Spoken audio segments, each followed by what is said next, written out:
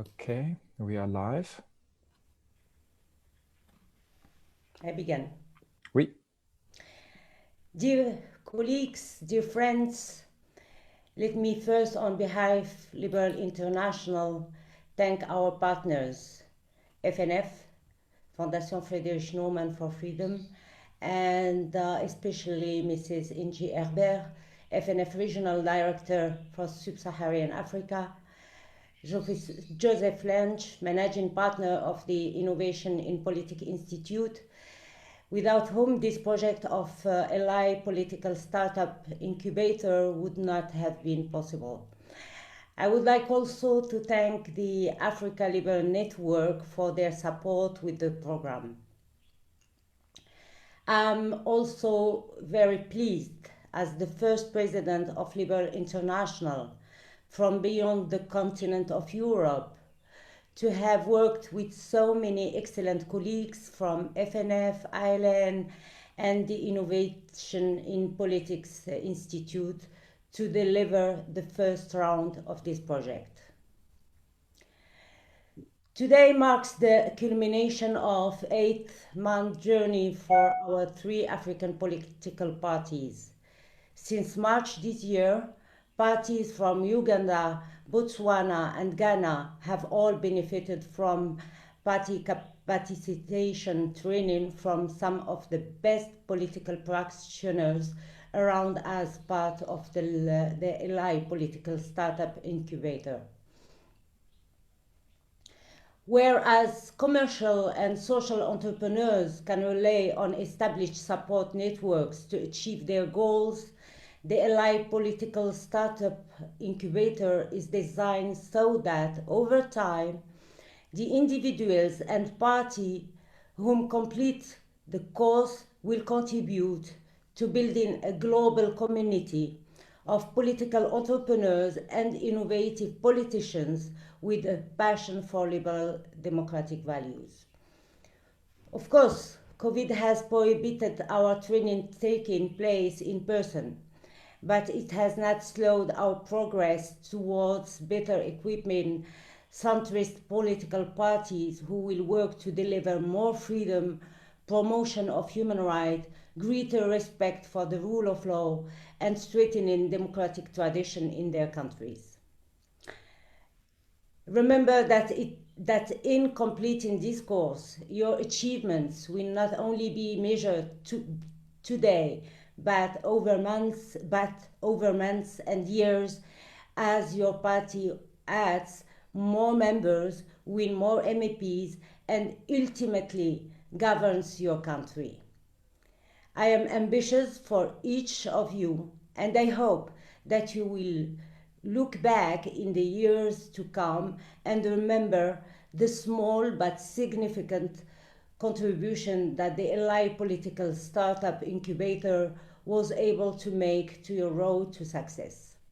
I hope that you will then turn and ask how you can help and inspire the next generation of liberal democratic leaders in other countries. Today, our keynote speaker and could not come from a more fitting political leader, and it is to him that I now turn. It's my honor to introduce the President-elected of Guinea and Liberal International Vice President, Hans Selou Diallo, to deliver today's investiture address. Selou is a dear friend, and following tumultuous election in Guinea, no one knows better the importance of supporting like-minded colleagues and battling to overcome what seems to be impossible political odds. Dear Selou, the Global Liberal family supports your fight and will continue to denounce the non-transparent and corrupted way Alpha Condé has dealt with the result of the presidential elections. And it is to you that I now hand over the floor.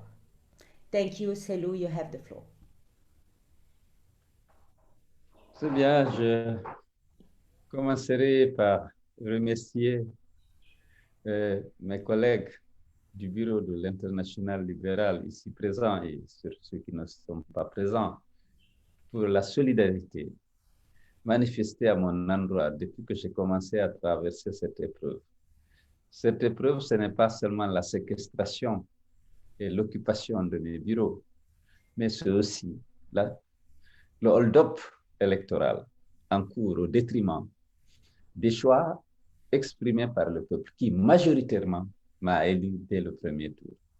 Ce n'est pas courant qu'un membre de l'opposition soit élu dès le premier tour.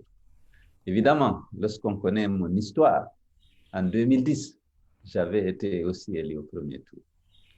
J'avais dû me résoudre à mon corps défendant à accepter le hold-up pour éviter que le pays ne sombre dans la violence qui aurait pu déboucher sur la guerre civile. Merci pour tout votre soutien. Je me suis senti entouré, soutenu par des hommes et des femmes de conviction avec lesquels je partage les mêmes valeurs. Et lorsque ces valeurs ont été menacées en Guinée, ils se sont levés, ils se sont mobilisés pour attirer l'attention du monde sur ce qui se passait. Et ils ont réussi à faire réagir le monde. Et aujourd'hui, moi, je suis heureux et le pouvoir, la dictature, est dans une situation difficile. Parce que après le groupe Réunion Europe, après le Parlement européen, après le haut représentant de l'Union européenne, après le Quai d'Orsay, hier c'était le gouvernement des États-Unis, et à travers le département d'État qui a délivré vraiment une bonne déclaration aussi, condamnant les violences, condamnant la fraude électorale. Donc je voulais saisir cette opportunité pour vous remercier pour ça.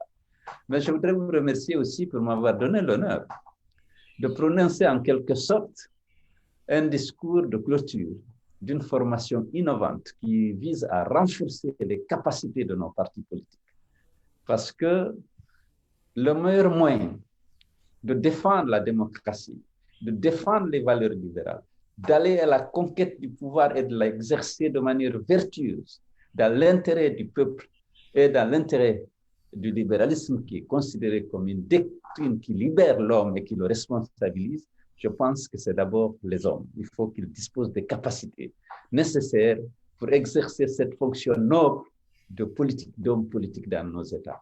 Et cette initiative de dispenser cette formation valorisante aux jeunes cadres de nos partis politiques, croyez-moi, c'est une excellente initiative parce qu'il y a un déficit de capacité dans l'animation, la gestion des partis.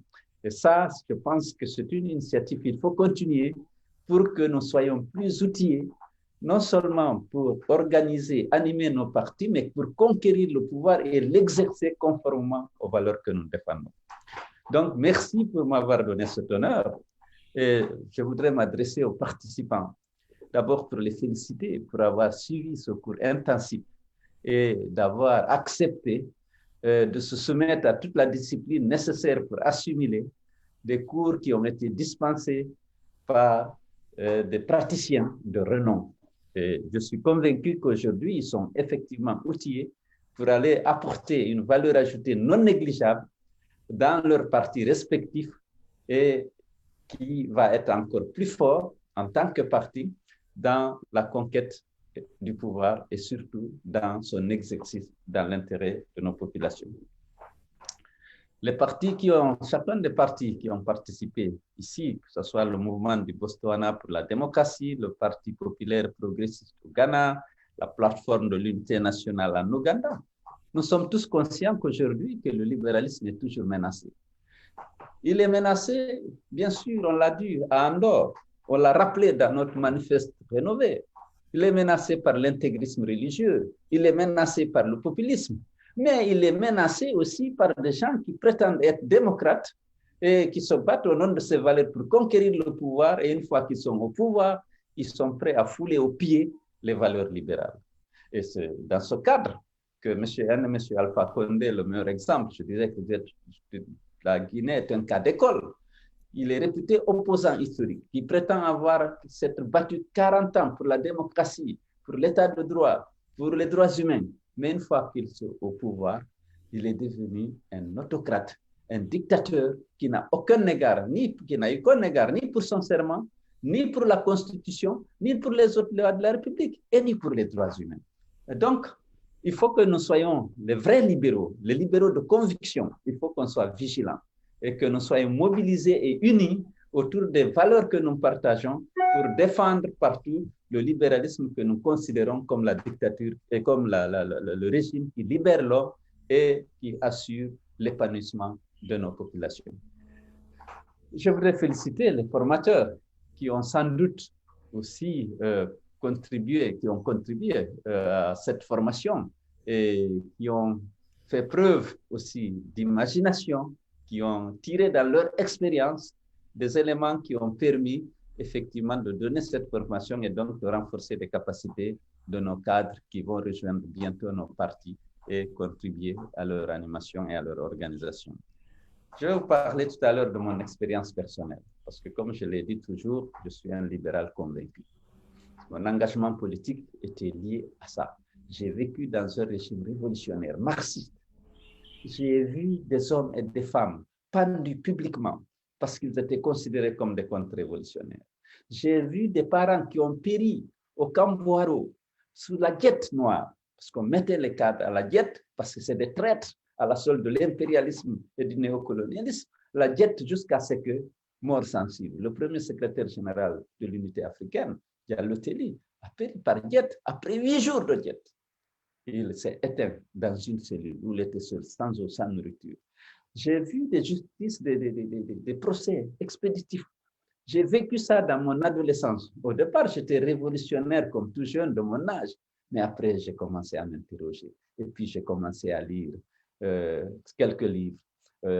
Zéro à l'infini d'Arthur Koestler, j'étais encore au lycée. 1984 de George Orwell, j'ai commencé à lire et à m'interroger et à voir la similitude de ce que je vivais dans ces livres et ce que je vivais ici. Et donc, ma conviction de libéral, je pense que c'est le libéralisme qui libère l'homme. Il faut lui donner la liberté. Et bien sûr, faire en sorte qu'il y ait aussi la responsabilité. On ne peut pas donner la liberté sans la responsabilité. Donc, il faut le former pour qu'il concilie, qu'il puisse jouir pleinement de sa liberté tout en étant responsable. Je voudrais féliciter naturellement l'international libéral ayant à sa tête mon ami Akima qui fait tout pour redonner un dynamisme nouveau à cette nouvelle organisation. Je voudrais féliciter naturellement la Fondation Frédéric Naumann avec mon ami le professeur Karl-Heinz Paquet qui aussi continue d'apporter un soutien inestimable à l'organisation, à notre organisation commune. Sans le soutien du FNF, c'est sûr que Libéral International n'aurait pas fait les performances que nous sommes en train de faire. Et vraiment, nous devons les féliciter et rendre hommage à cette organisation qui nous apporte un appui précieux. Tous. Alors, je vais vous parler de mon expérience personnelle. Ne pas perdre beaucoup de temps. Vous savez, les valeurs très chères aux libéraux que nous sommes, il y a la démocratie, l'état de droit et les droits humains. Les valeurs libérales pour lesquelles on se bat beaucoup, ici, ce sont ces 3 valeurs essentiellement. Il y en a d'autres qui sont plus ou moins liées, parce que lorsque vous entrez l'état de droit, lorsque vous parlez de démocratie et de droits humains, vous ne pouvez pas parler de liberté. Il faut qu'il y ait, bien entendu, une concurrence saine au niveau économique. Il faut une concurrence saine au niveau politique. La compétition entre les partis doit se faire et être encadrée par les lois électorales, par la Constitution. Il faut que les lois soient respectées pour que les règles du jeu soient respectées et que le meilleur gagne, que ce soit en économie pour les entreprises, que ce soit dans la politique au niveau des partis politiques. Et c'est pourquoi les États sont dotés de lois qui encadrent justement toutes ces activités politiques ou économiques. Mais les adversaires, les ennemis du libéralisme, lorsqu'ils sont au pouvoir, ils s'attaquent à ces valeurs. Alors, je vais donc essayer d'expliquer la situation en Guinée. J'aurais pu commencer par l'actualité. Je suis victime d'un hold-up. Je suis sur le point d'être victime d'un hold-up électoral. Mais ce n'est pas la première fois. la fraude électorale, c'était un instrument qu'utilisent les autocrates pour combattre le libéralisme. Parce que le libéralisme souhaite que la compétition soit saine et que les règles du jeu soient respectées. Donc, ils ne respectent pas du tout les règles du jeu. Et naturellement, chacun veut avoir l'image d'un démocrate convaincu. Donc, on fera des élections. On ne va pas se proclamer empereur comme on a tenté de le faire tantôt. On dira non, moi je suis un démocrate, j'organise les élections. Et on organise une mascarade où on se livre à une fraude massive, d'abord avant les élections. Alors, comment les jeunes cadres qui viennent de recevoir son information doivent être très vigilants parce que la fraude prend plusieurs dimensions. Il y a d'abord la fraude avant les élections. On essaie de tripatouiller le fichier. On recense dans les zones favorables aux partis au pouvoir des mineurs et on autorise des gens à se recenser 2, 3, 4 fois. Alors, qu'est-ce qu'ils ont fait pour le deuxième mandat du président Alpha Condé? Ils ont fait sauter le système AFIS parce que normalement, on a une liste électorale biométrique. Mais sans informer les partis politiques, ils ont mis de côté le système AFIS que les informaticiens connaissent qui permet de détecter les doublons et de les éliminer. Donc, ils sont enrôlés à tour de bras dans les fiefs du président. Si bien que le corps électoral a explosé dans la région, alors qu'il avait une évolution tout à fait normale dans les autres régions. Ah, évidemment, on s'est interrogé, on a demandé que le fichier soit audité. Le pouvoir a refusé. On a organisé des manifestations, on a obtenu que le fichier soit audité. Et une fois qu'il a été audité, on trouve qu'il y a 3 millions d'électeurs problématiques qui n'avaient pas de dossier, des doublons, des mineurs. Le pouvoir refuse de la mission d'audit qui était composée de l'Union européenne et des Nations unies demande à ce que tout le monde revienne, qu'on réinstalle le système AFIS et que chacun se recense. Ceux qui ne viendraient pas, pour prouver leur existence, évidemment, on les élimine. Le pouvoir a refusé de faire ça. Je passe, je ne veux pas parce qu'on n'a pas beaucoup de temps. Alors, il y a aussi la violation récurrente de la loi et même de la loi fondamentale. Je prends le cas de la Guinée. On avait encadré les dispositions relatives au mandat présidentiel. Il y a eu un consensus, on a vu que le problème de conservation, de conquête du pouvoir avait suscité beaucoup de violence. Il y a eu beaucoup de morts. Vous vous souviendrez de ce qui est arrivé au stade du 28 septembre en 2009, où on a tué 157 personnes, violées publiquement, sans femmes. Jusqu'à présent, il n'y a pas de procès. Je reviendrai sur ça. L'impunité est une caractéristique aussi qui permet aux dictateurs de se maintenir au pouvoir. Donc, la violation, la Constitution ne permettait pas à M. Alpha Condé de briguer un troisième mandat. On a rangé les dispositions relatives à la durée des mandats et au nombre de mandats dans ce qu'on a appelé les dispositions intangibles qui ne peuvent être modifiées, c'est-à-dire la forme républicaine de l'État, la pluralité politique et syndicale, le nombre et la durée des mandats. Et la Constitution a fermé toute possibilité d'être abrogée dans un contexte de continuité de fonctionnement de l'État. Donc, il n'y avait aucun moyen. Il fallait qu'il fasse le choix. Il a choisi d'abroger la Constitution et de donner une nouvelle Constitution dans laquelle il y a limitation de mandat. Mais on dit que les compteurs sont à 0 maintenant et que nous sommes dans une nouvelle République, ce qui lui permet, pour lui, de briquer un troisième mandat. C'est dans ce cadre-là qu'il est venu aux élections. Mais il y a une histoire que je ne peux pas ne pas vous raconter, même si le temps est terminé. Alors, au moment pour faire la campagne pour cette conclusion, il introduit, bon, maintenant pour les jeunes, il y aura des candidatures indépendantes, les partis ne vont pas avoir le monopole de la candidature à l'élection présidentielle. Et la campagne est menée sur ça. Le texte qui a été soumis au référendum a été soumis à la Cour constitutionnelle, qui l'a validé. Le ministre de la Justice l'a paraphé. Le journal officiel l'a promulgué. Au moment où le journal officiel l'a publié, au moment où Alpha Condé promulguait la Constitution, il se rend compte qu'il a des besoins nouveaux.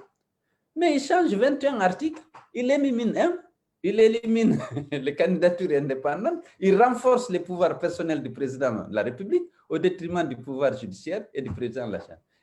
Dès qu'il promulgue, le texte sort, tout le monde constate qu'il est différent de celui qui était dans le journal officiel. Les avocats sont les premiers à réagir. Ils disent non, que le texte qui a été publié est différent. Tout le monde reconnaît que c'est différent.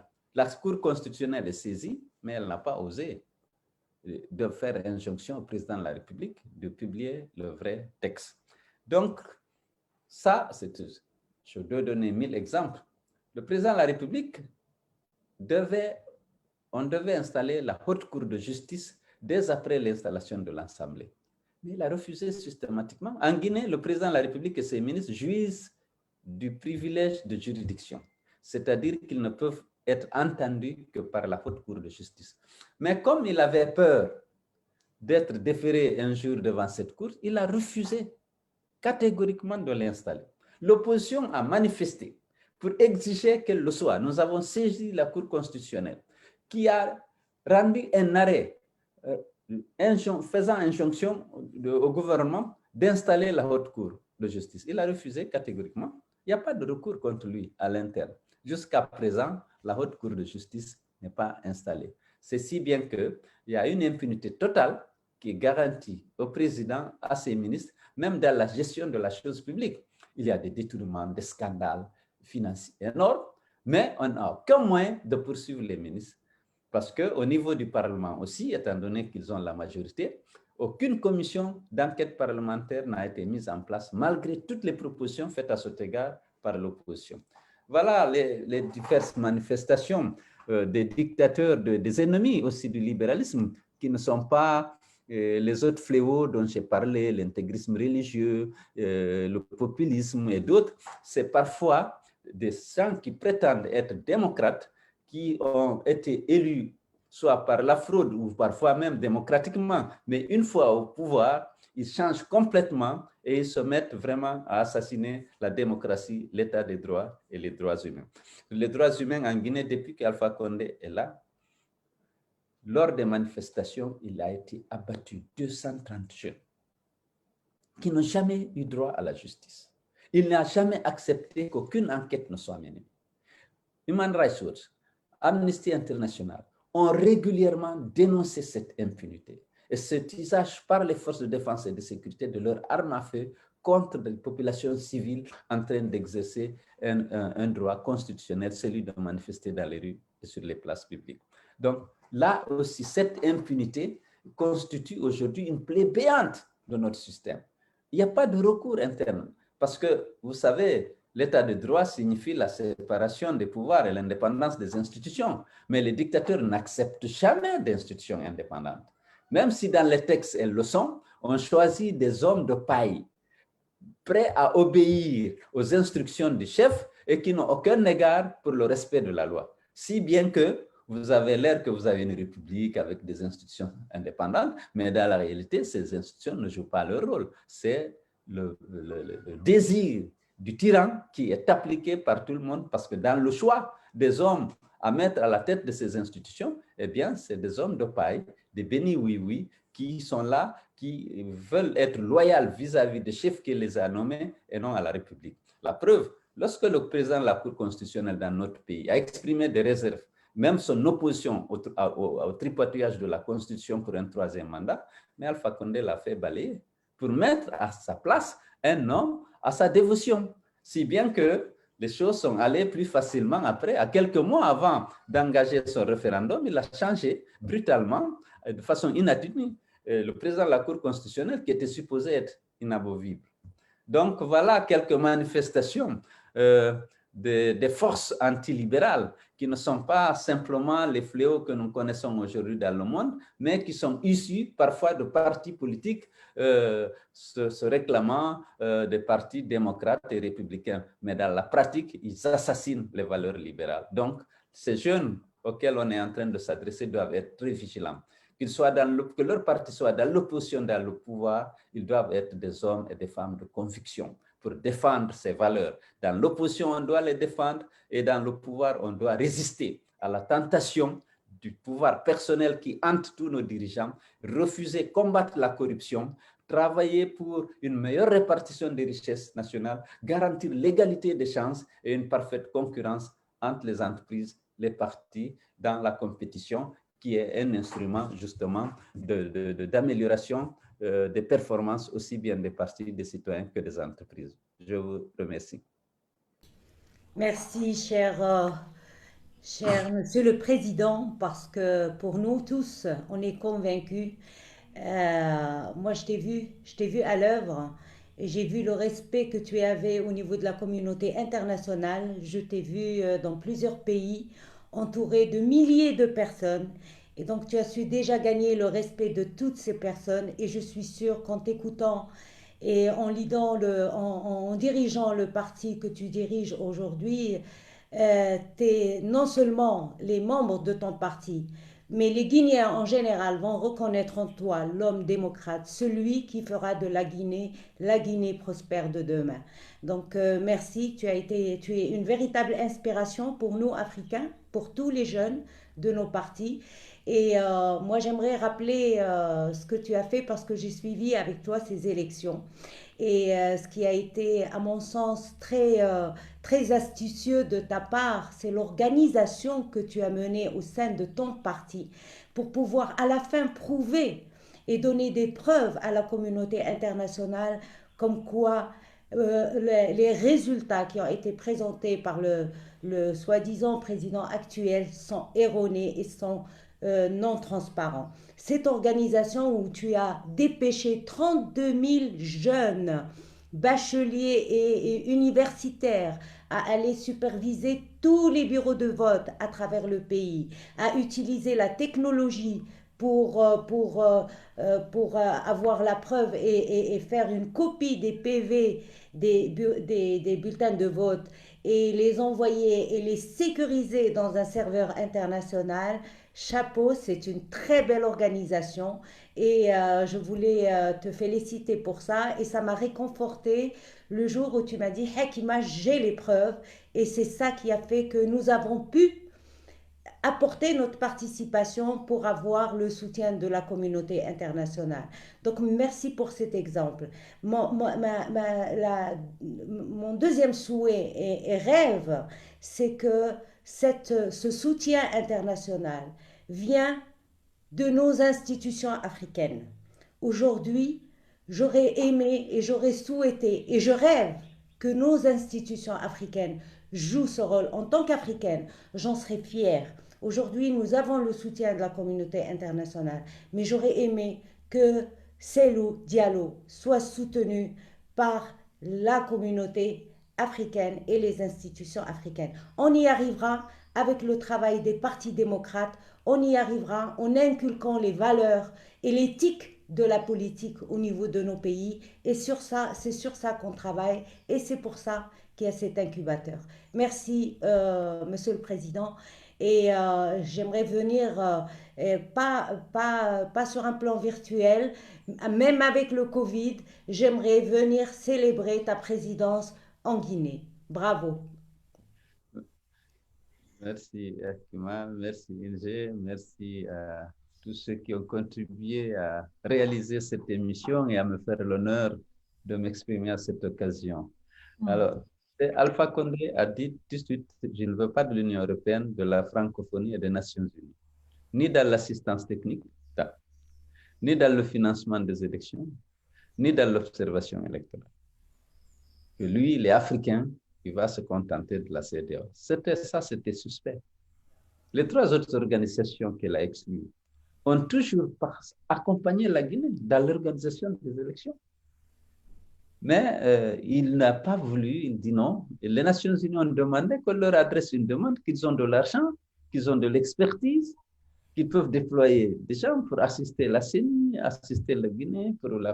Il a dit non, que lui, il est africain. Vous savez, c'est au nom de ça, de ce nationalisme ombrageux là, qu'on commet beaucoup de crimes démocratiques.